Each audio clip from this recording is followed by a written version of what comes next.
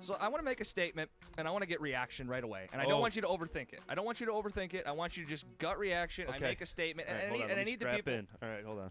And I need the people's help on this. Hey, Abraham, Okay. I want you as well. I'm going to say you something. strapped in? You got your seatbelt on? All right. Yeah. Keno Davis, head coach of the Chippewas. We're awaiting the NIT announcement. As soon as we get that, someone just shout it out. We'll immediately stop what we're doing and go to it.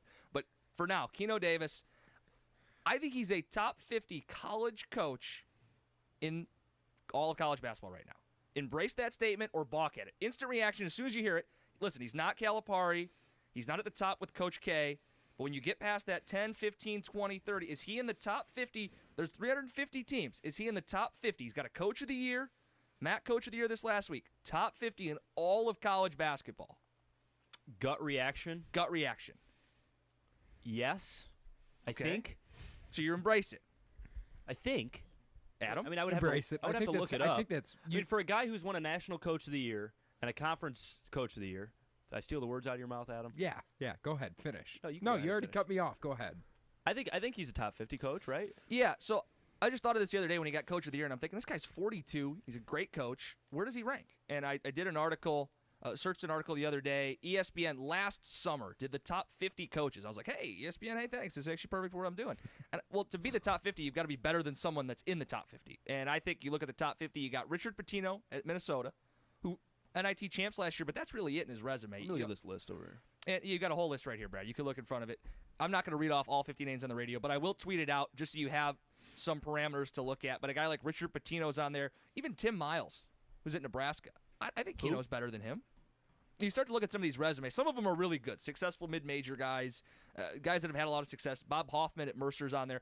When you get past the top-level guys, the Bill Selfs of the world, the Coach K's of the world, the John Caliparis of the world, you really do drift into, wait, he's their coach? For a lot of average fans. So when I say top 50, I don't know how much people grasp that right away, but I will make the case that he is a top 50 coach in college basketball. And that's kind of why our earlier discussion of what's his future is he's destined for some really great stuff in his future. And I think even next year with CMU, if he sticks around, could be a really special year. But I think Mount Pleasant needs to recognize you have a top 50 coach in all of college basketball. There's 350 of these guys. You have one of the top 50. I embrace that statement. I want to get people's thoughts on it. Embrace it or balk at it. As soon as you hear it, you go, because I think if we did this topic and we were a couple hours south, we'd get laughed at. Yet all three of us here are going, yeah, you know what, I could see it. I'll tweet out that list and we'll get some homers, reaction. Jim. We're homers. No, I think we see it. Yeah. And I think small college No, I basketball agree. gets glossed over. Like when we did our Michigan CMU topic, there's no way that 500 Michigan could ever lose to a mid-major school was the reality, the attitude that a lot of our South audience believed in. South audience. Yeah, you go Our down Wolverine south. audience. Yeah. Our slappy audience. Wow. Go back to that list real quick because there's a couple names that I actually know on that list. And Well, I mean, when yeah, like you said, when you break it down, you go to some of these lower level schools like a Utah State Stu Morrill.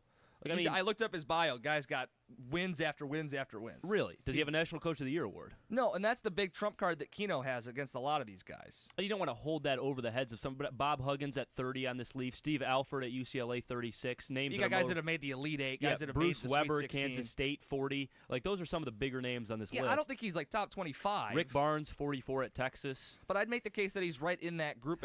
I look, like I said, gut reaction. I think so. John Thompson III, 46 out of Georgetown. Like he's been there for a while, and he's made a couple of runs in the NCAA tournament. I mean, I don't know. I mean, you look at that list, and if that's what we want to base it on, or at least that's what I'm basing it on. It's hard because you got to compile your own list of top 50, which would be tons of research. At I'd least say they you gave say me easy top 100. Okay, but I think you could say top 50. He's in the discussion. Like Richard Pitino. Like I'll pull up Richard Pitino's bio for you, and you can get just an idea of his coaching career. Oh, you already got the tab open. He was at FIU, went 18-14, and then got the job at Minnesota the very next year. NIT champs. 25-13 NIT champs, and now this year, 18-15.